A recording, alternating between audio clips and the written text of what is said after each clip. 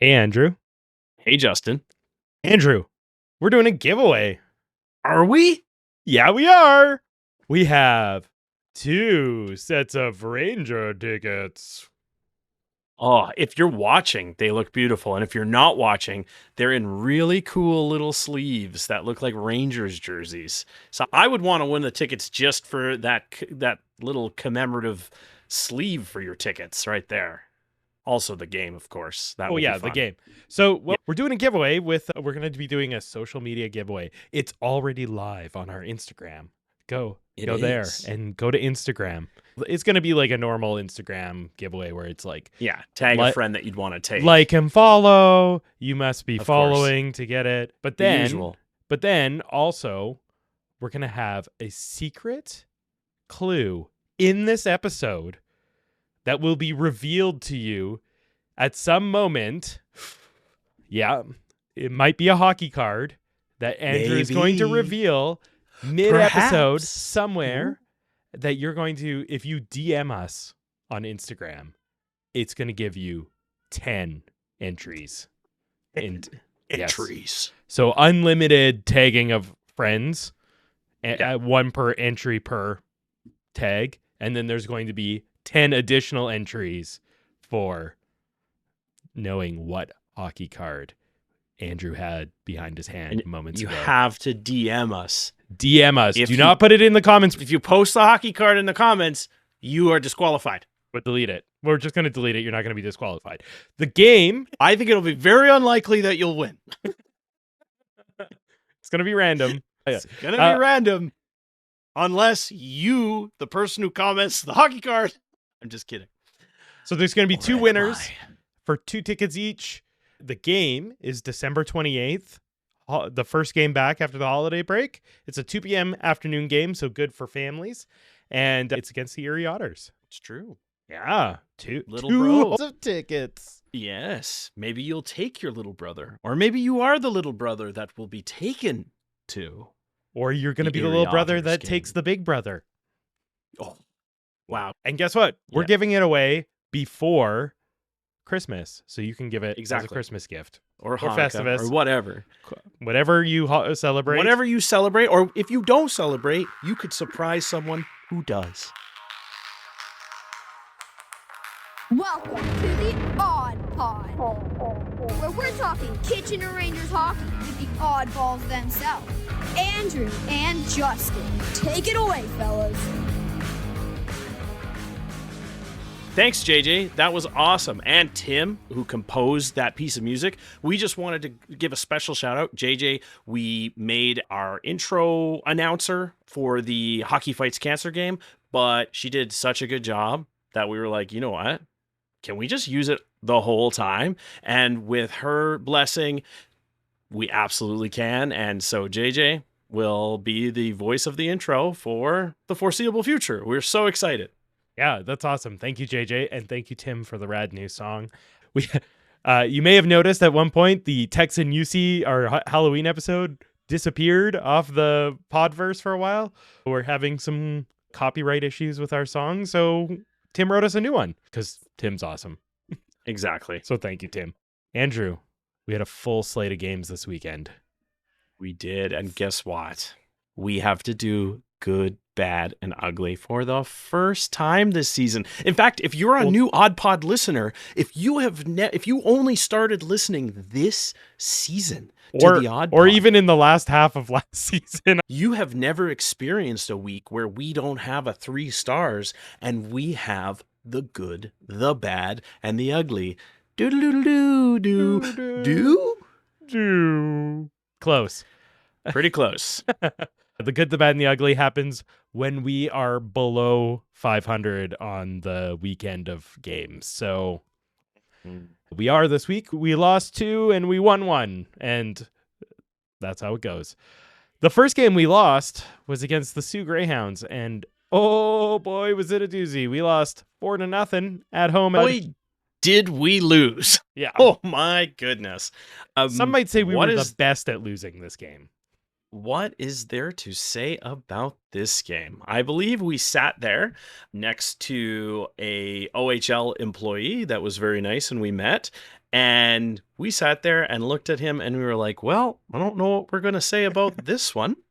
And he laughed and, he was very nice and cordial and knew us, which was nice. I don't know what to say about this game. Yeah, this game, it was a 4-0 loss. This was the most flat-footed game I've seen by the Rangers. The previous game that I thought was the worst Rangers game of the season, also against the Sioux, but in that game they did score 4 times. I know.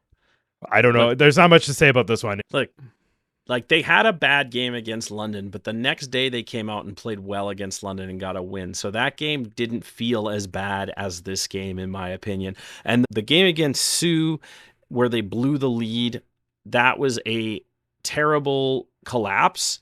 But this was just, look, we love the guys. We root for the guys. Like, we're biased, openly biased.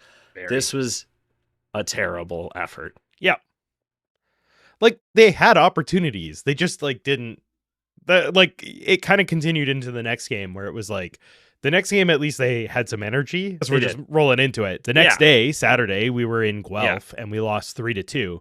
But they came out a little bit hotter and they had some opportunities. Like in both games, they had a lot of opportunities. They did. Yeah. And what I will say is there was an obvious turning point in the Sioux game, and we love this guy. We're not going to drag this guy, but there was an obvious point where it went south. And that was in the second period, which it was still 0-0. The Rangers were going to go on the power play. Yep. There was a delayed penalty. And then as the Sioux touched the puck, actually moments after they touched the puck, and the whistle had clearly gone, Matthew Lacharzard, the dude that we have been gassing up for 2 weeks straight here, hit a guy after the whistle. It was late. It was boneheaded. He will do this from time to time because he's such a physical guy. He's an intense guy. We've seen him commit to hits that were super late. This one wasn't even that bad of a hit. It was just too late. And it was just one of those things where, like, all right, you screwed up. Let's not do that again. All right. Like, we've got still more than half the season. Thank you. That was, yeah. And so that power play opportunity turns into a 4-on-4. Yeah. And Chase Reed scores twice in 49 seconds. Yeah. And Chase Reed is a very talented hockey player. There's all these guys that I'm rooting against at this level right now because I want the Rangers to win 68 games out of 68. But it's funny how quickly, when they go to the next level and become NHLers, I'll be supportive of these players. Because I'm like, I watched him play in the OHL and he was great, right? Yeah. So I'm excited about the prospects of Chase Reed. I just like him to stop scoring against my favorite against OHL the team. Rangers. I mean, even when we were previewing this game, we were talking up Chase Reed last week. So it was like, it's not like we can even contain ourselves at this level. No, he's a great player. Another great player scored to finish off the second, which kind of felt a bit like the dagger, even though they have come back from 3-0 before in the first game of the year. Jordan Chiron scored his 17th goal. His 17th goal of the season. What is in this guy's water? Because I need some of it. I guarantee I will get up out of bed every day and be ready to go. This guy, on a tear. Unfortunately, against the Rangers, it felt kind of like the deflating dagger goal because it came 4 minutes after the Chase Reed double feature. Yeah. And you're like, great, now it's 3-0. So, we got to get a goal here before the end of the second. They don't. There's no other goals scored until the empty netter with 4 minutes left. That's right, 4 minutes left because you got to pull. When you're down 3-0, you got to pull early. Yeah. And unfortunately, they pulled early and immediately it went in the net. It wasn't even like a high shooting game. It was a lot of neutral zone time. Like, there was a lot of defensive play happening in this game by both teams, which was fine. But, the Sioux only got 21 shots and they got 4 goals. Yes, one was an empty netter, but the Rangers only got 18 shots. They just couldn't get anything through. They didn't really feel like they were trying too hard to get anything through. If there's a lone bright spot, it's that the Sioux were 0 for 5 on the power play. Yep. That's the lone bright spot, I'd say. It keeps on ticking. Yeah, let's flush that one. Yeah. Next game, we've already talked about a little bit. Yeah. 3-2 loss in Guelph. This was a goalie game. This was a different loss, right, than the last game, the previous game. It again, at one point, it is 3-0 in the second period for the opposing team. And I'm thinking, oh my goodness, are they ever going to score again? Are they ever going to score worried again? we were going 120 minutes without a goal. Yeah, and thankfully, I think getting the 2 goals in the third, even though they lost this game, restored the confidence, because I think they're a resilient team, and I think that you don't necessarily need to win a game to say, we're okay, we're going to be okay. And that's kind of probably, I can't speak for the coaches, but I think that would be the message is like, you guys played a good game. You guys probably deserved a bit better tonight.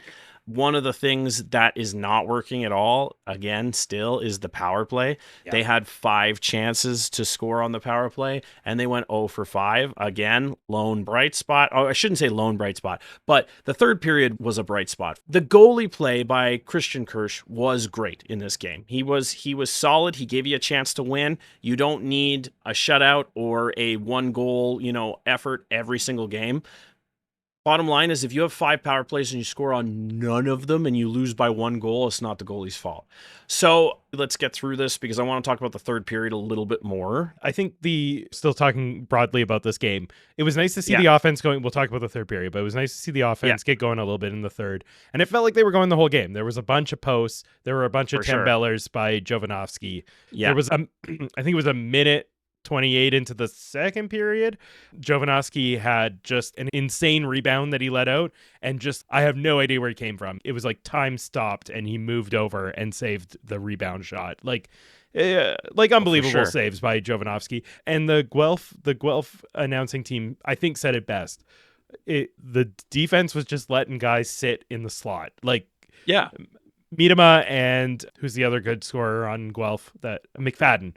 Just wide open at every given moment in the first 2 periods. The third period, they tightened up quite a bit. But in the first 2 periods, like a lot of those goals, it was just like the best scorer was by themselves right in front of Kirsch. And the second period, it was literally like a 7-minute span where they lost this game. Yes. And it was 30 seconds. How many times have we said this on this pod? Last minute of a period, just giving up a goal. Kills you. Getting a goal just energizes you. Giving it up just kills you for whatever reason. 34 seconds left in the period. Will McFadden scores, set up by Rylan Singh and Jet Lachenko. I was a bit worried about Lachenko in these games versus Guelph. I was a bit worried that he was going to be a game breaker. I felt like the Rangers did a decent job containing him, but he does factor in on this first goal. The guy that they had trouble with was Ethan Miedema. I mean, this guy was in both games. He was all over the place. He gets a goal a minute 29 into the second, and you're thinking, oh man, this is not looking good. And then he scores again. It was like the Chase Reed thing against the Sioux. He scores again. He gets the double feature right away. 5 minutes into the second, he's got 2 goals. They're up 3-0. And that's the game winner. But you're like, okay, well, there's still 15 minutes left in the second, and there's a whole third period. So can these boys just get some life? Can we just do something to not just roll over the way that the things went against the Sioux? And I will make a note that we didn't mention. They hit 3 posts against the Sioux. Yeah. It was excruciating because they didn't have very many great chances against the Sioux, and they were just not going in. And this is what I felt like the offense just could not finish in these games. It was like a struggle. Okay, breaking momentum. Must we? We must. Because Andrew. Good. Show us your card. So this is for the ticket giveaway. We have Andrew is holding up a CHL grad memorabilia jersey card of Mike Richards. DM us, Mike Richards, and we'll give you 1 bonus entry if you say jersey card. 11. Exactly. 11 entries if you say Mike Richards jersey card. Because then we'll know who the true fans are. We know you didn't scrub through. Exactly. Yes, exactly. Justin knows what's up. All right. Okay, so let's back. The way that the Rangers broke momentum against the Storm and generated their own momentum, Cameron Reed, the captain, says, you know what? This slump is over. We're getting out of this. Cameron Reed scores his 3rd of the year from Pridham and Ellis. A super important goal, even in a loss, like we said. And then, unfortunately, it was It came moments after sort of a penalty that maybe didn't need to happen. They killed it off. They killed off the penalty, and then Cameron Reed scored. As soon as they were 5-on-5, it was like, okay, we got this. It was. And then they pressed for the rest of the period. They had some really good looks, and they ended up capitalizing on a rush. Luke Ellenis basically got the puck at the side of the net where Luke Ellenis does not miss from, and he has a second of the season, which is huge. Let's just keep building the momentum. Tanner Lamb, just, it's Tanner Lamb doing things. Revenge tour. Look, they don't get the win here. They did press, they did try, but it was as close as they got. But there was something to be said about we're not going to get shut out again. We're going to build some momentum. I think there was a world where they could have won that game. I thought Jovanovski for the Storm played really well. And much better than it was. They made him work a lot more is what I will say. Than they made Landon Miller work in the game before against the Sioux. So they also put up 29 shots instead of 18. They made him work. I was uninspired by the game against the Sioux, but I was like, this game gave me hope. I know it was a 3-game at that point. Then it was a 3-game losing streak, but it was like, I had hope that the next game against Guelph, there was going to be a little juice. Yeah, I honestly, I'm not a betting man, but if I was, I would have said, you know what? The Rangers are going to win this next game against Guelph. I can feel it. And they did. So the next game, we were back home at the Odd Tuesday night. They won 3-1. But you know what? This game started in a way that I was like, we're never going to win a game again. Because they had a minute 45, 5-on-3 with 9 shots, and they could not beat. Goal. It wasn't even Jovanovski again. It was Colin Ellsworth, who played extremely well. Holy cow. Yeah. 9 shots on a minute 45 power play. And they had 17 shots in the first period. Yeah. They had no goals. This kid stood on his head. I mean, he ends up stopping 38 of 40. He's the second star in a loss. Yes. He deserves it. Rangers does. put him through his paces. Guelph thought they were showing up to play the same team they played on Saturday, and they were wrong. Yeah. The Rangers jumped all over them. Unfortunately, they couldn't solve this kid. They couldn't get one in. And they go into the break 0-0, which was kind of like, I was like, oh no. Yeah. Like, is this going to be another loss? Yeah. Like, how did we lose that game? Not to be, because the guy with all the momentum right now, Luke Ellenis, scores his 3rd of the year. Before that happened, Andrew, we had our minds broken because we thought Lachar had broken through and got the first goal. Oh, of course. And we had they really need to start including that on the score sheets. Called back goals. There was a called back goal in the last game too. There was for the other team. This one was more significant though, because we thought that this puck actually Lachar went in. Scored. And this puck went in. Unfortunately, Lachar was offside by ever so slightly. Also, it took them 47 minutes to determine, which to me just says that it probably didn't change the outcome. I just think that whether it's for us or against us, there should be honestly, I'm willing to say 2 minutes. If you can't determine in 2 minutes on super slow-mo, looking at the obvious angle, which is probably the overhead angle of the blue line.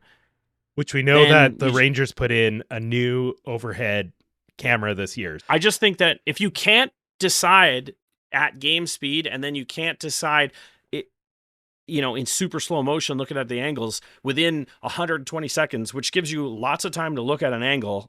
Yeah. I just think it's inconclusive. Just move on. Yeah. Exactly. Right? Because there's an argument to be made that we just have to make a call. They missed it on the ice. It happened too fast. That's just hockey. I mean, that's the hockey I grew up with, was you didn't think, and we benefited from it as fans sometimes. Sometimes you didn't, but it was always a close play at the blue line. There wasn't an obvious offsides that were missed, It just happens sometimes. And that's the thing is it's not like somebody was cherry picking in the zone and they passed it across the whole ice surface and he was already in there and the ref and the linesman missed it. That never happens. That's not a thing. No.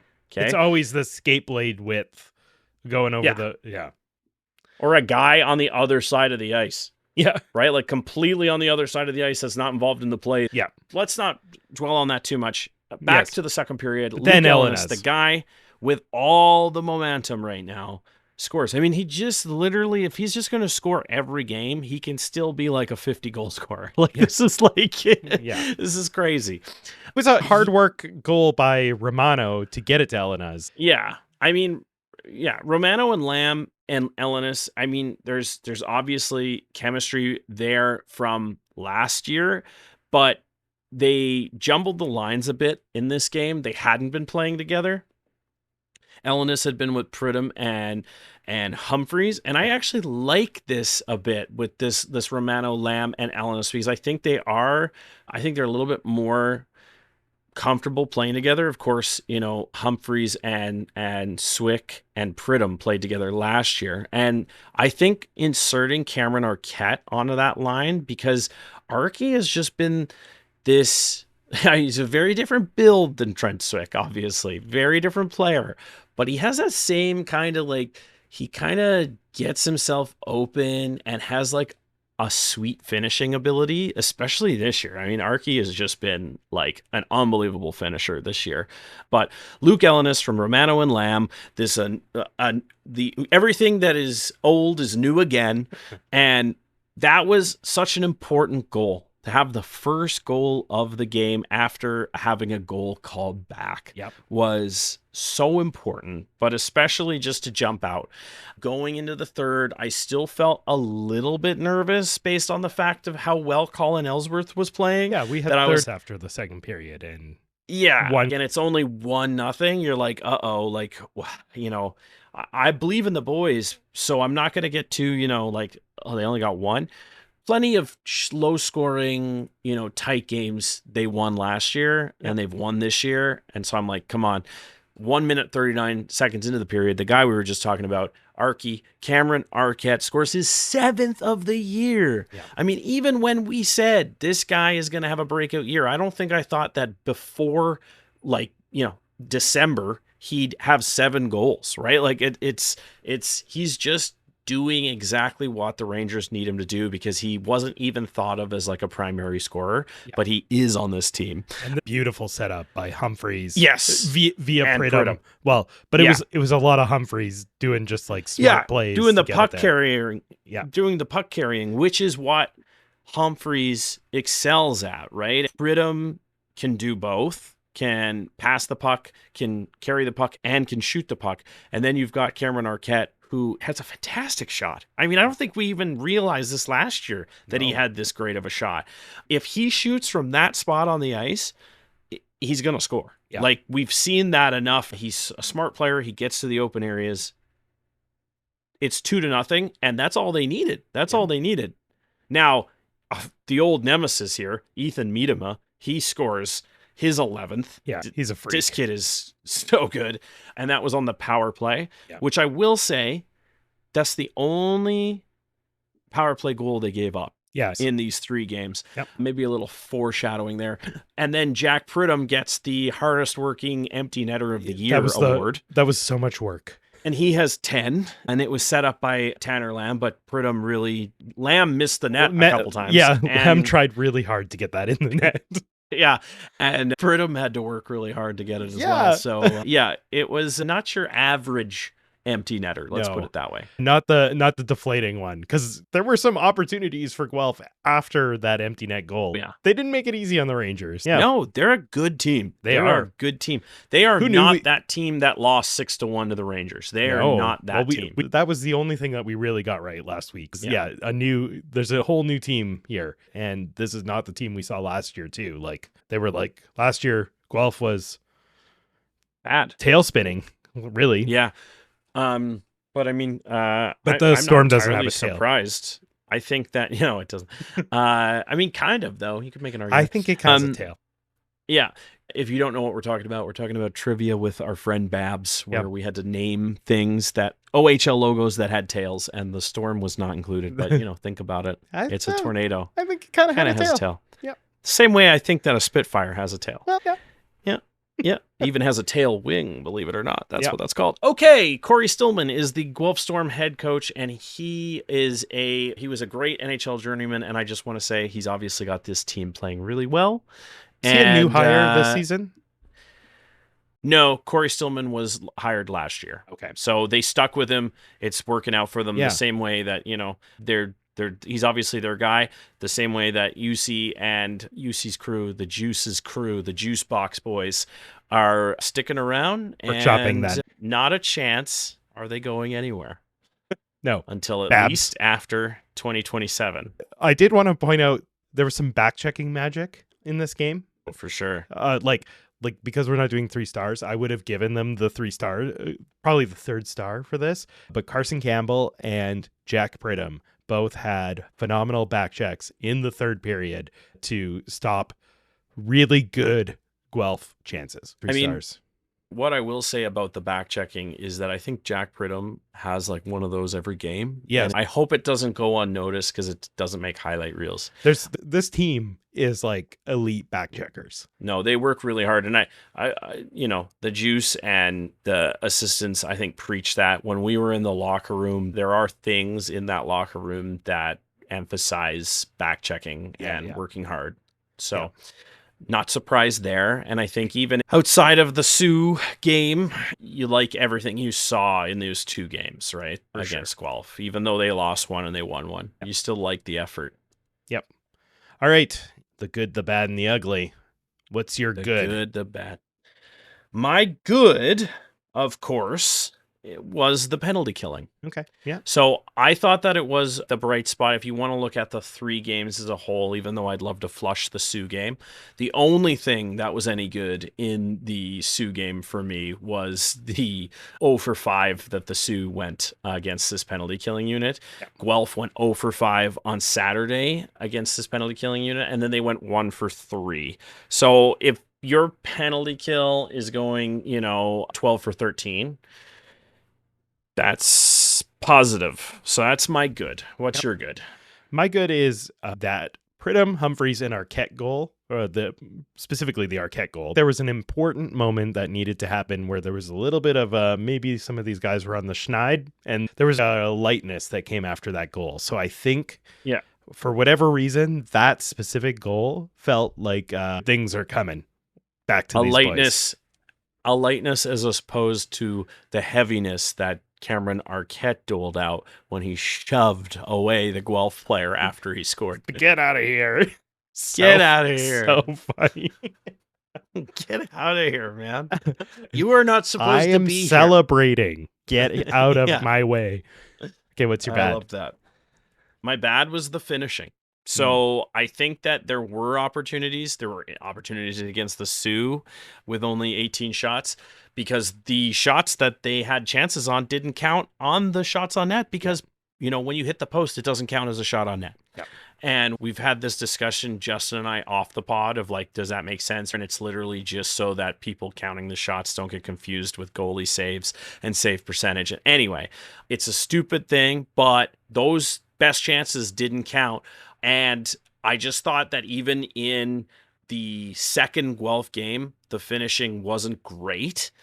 Granted, Jovanovski played well, and granted, Ellsworth played extremely well. But that's the thing, though, is when you have high finishing percentages, when you really capitalize on chances, even the best goalies in the world can't stop it because you've got it to a point where it's like, well, he's helpless.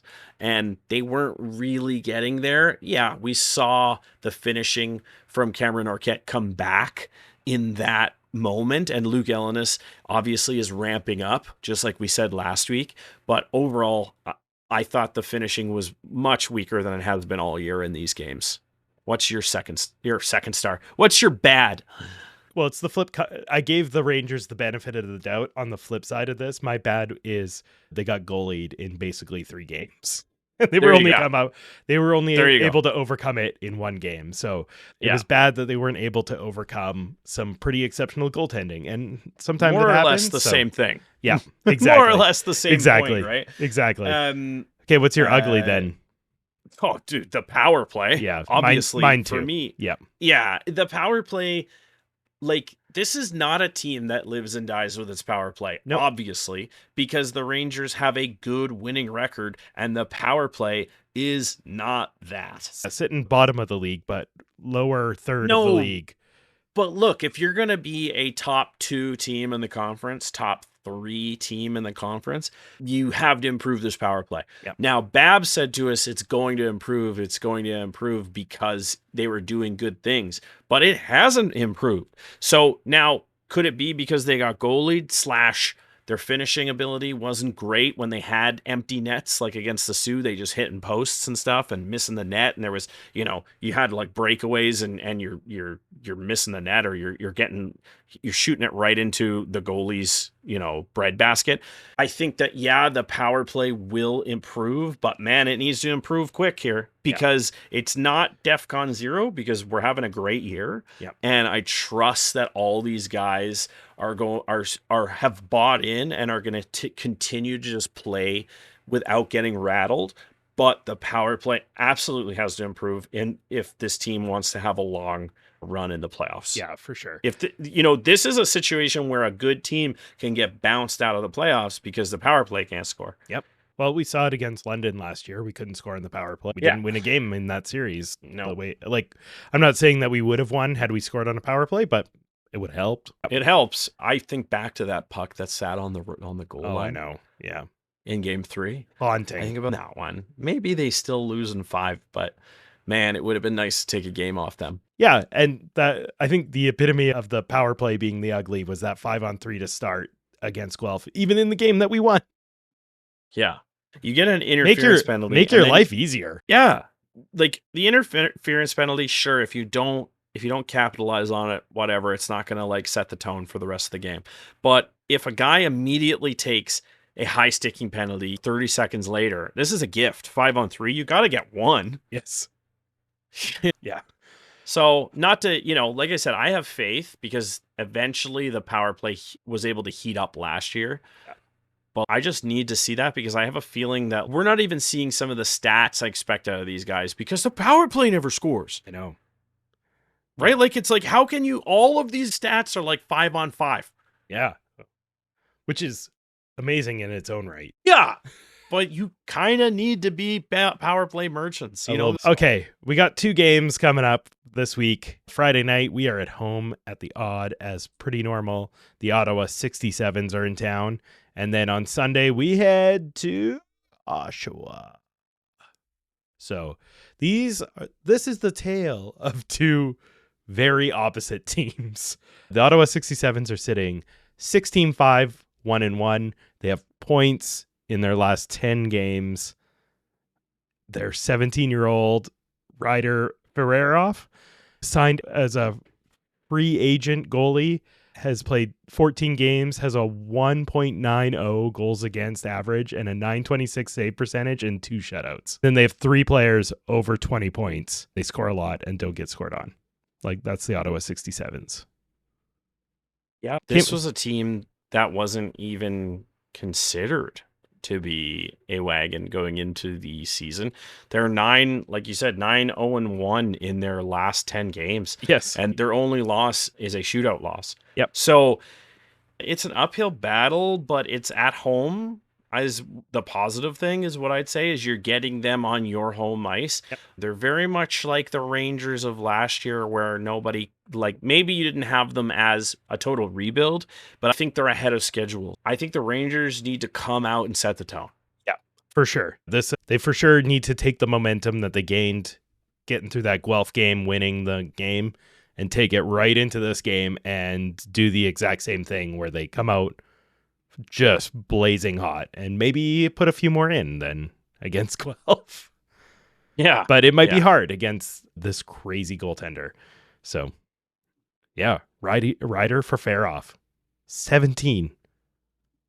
2008 baby with a 1.90 goals against average in 14 games. Nuts. Oshawa then, 6-16, 0-0. They won their last game against Erie, but then they had lost 8 in a row going into the game against Erie, and they won 1-0 against Erie. So, yeah, they've scored the least amount of goals in the OHL this season.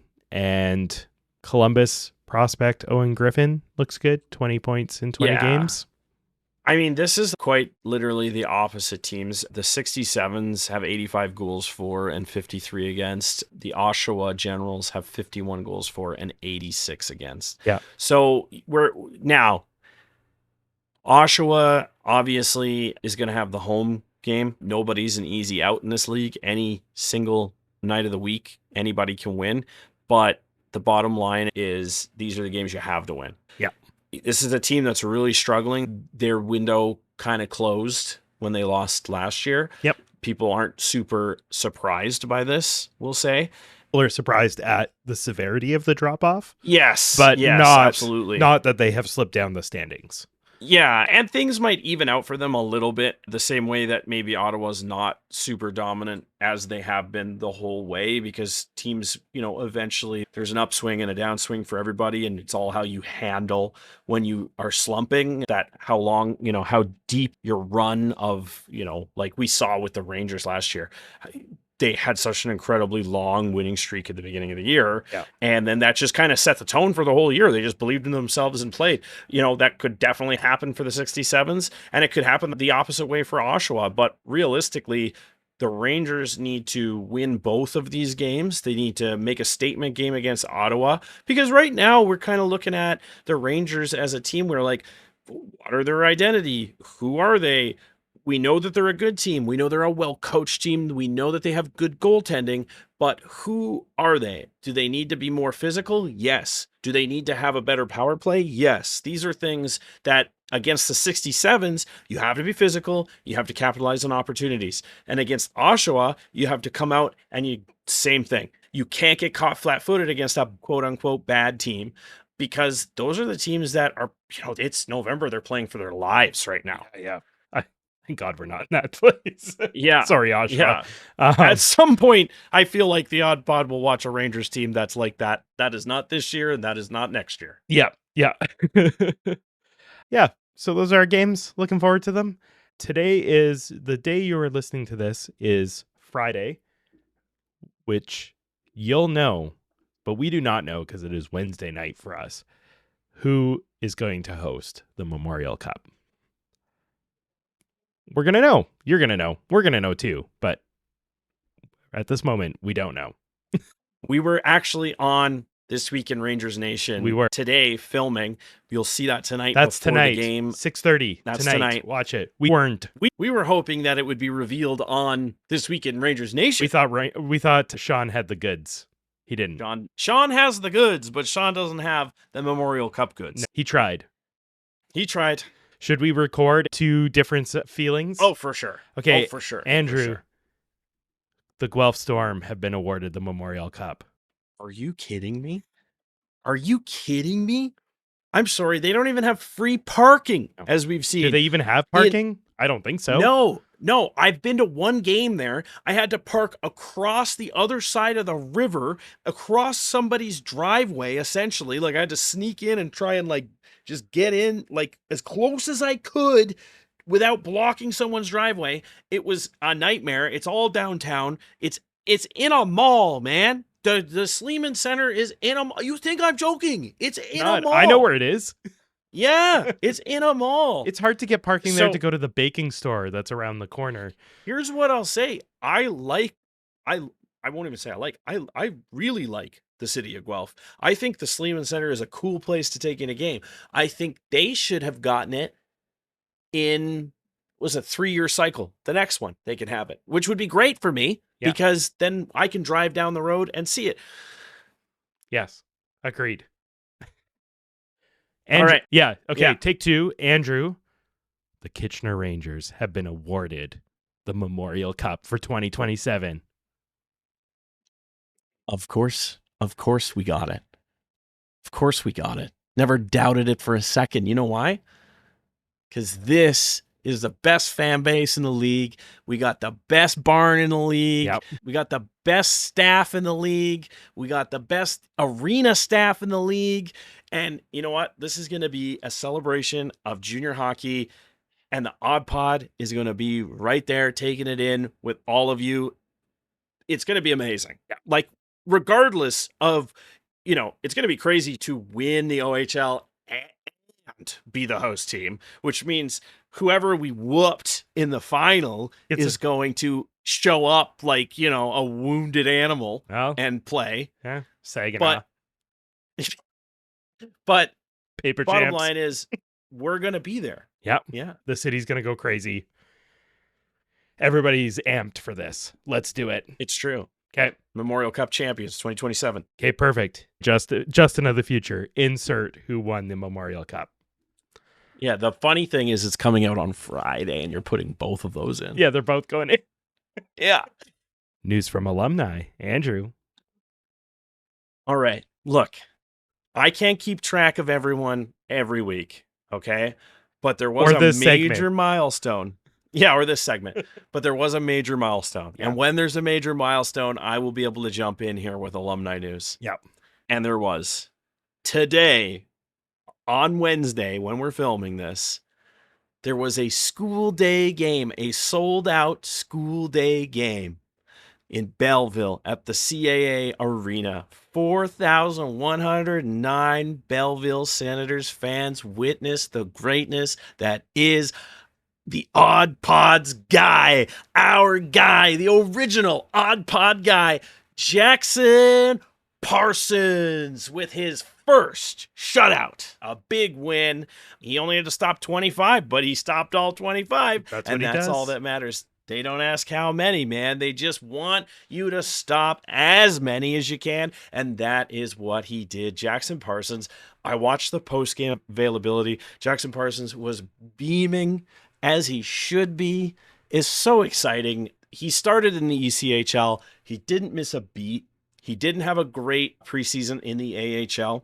Didn't have a lot of opportunity in the preseason in the AHL. And I think they handled it really well. They sent him to the ECHL.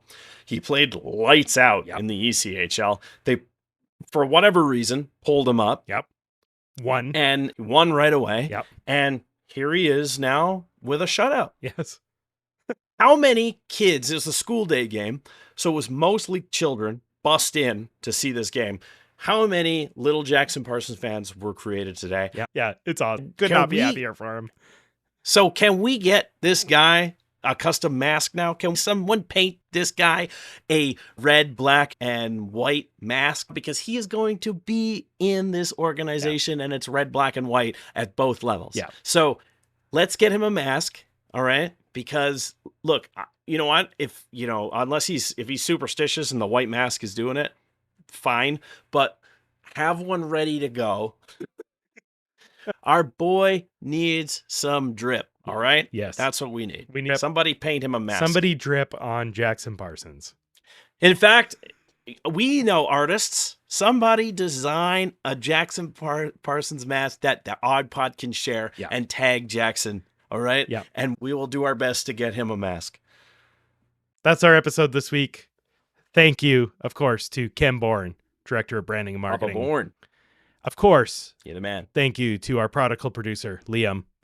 Phenom. You may have noticed that in the podcast feeds now, it's now called the Odd Pod, Kitchener Rangers podcast. That's because Liam told us that when he asks Alexa to play the Odd Pod, it wasn't playing our podcast. So now he can say, Alexa, play the Odd Pod Kitchener Rangers podcast. So thanks, Perfect. Liam. Brilliant. Thank you to Tim for writing, arranging, performing, creating, producing, engineering, and composing our new theme song. And of course, thank you to JJ for doing the voiceover. The best. Thank you both. And Tim, also all the things you do for us. Hey, Tim is just Tim. Andrew, how do you find us on the social medias? At The Odd Podcast on TikTok and Instagram. And you can search us on YouTube, The Odd Pod Kitchener Rangers podcast. You just Google us. You'll find us. Like I say every week, we come up, you Google Jackson Parsons and Odd Pod stuff comes up, which is just hilarious. But, that we're poor in the guy. ether. He's stuck with us forever. That poor guy. Yeah, he's stuck with us for life. Yes. And of course, watch This Week in Ranger Station tonight on Rogers TV at 6:30. I believe it's going to be on YouTube after, so we'll probably share a link to that. We will. It is weirdly about us, and not really like it's about us and the podcast. So if you want to learn a little bit more about Andrew and I feel like this is a good way. We do talk about ourselves, but not always. Thank you so much to Sean and Jason and Dan for saying really nice things about us on the broadcast, on the Tuesday night broadcast against Guelph. I didn't even know we called This Week in Rangers Nation Twern. There was a lot of twirling happening on the broadcast the other night. There might be a lot of twirling happening when we end this broadcast. You don't know that I might be twirling right now. We're all twirling all the time. Get your twirl on. And on Friday night, Andrew, you can find us at the Kitchener Memorial Auditorium. See ya at the Twirling On. Twirling, baby, twirling.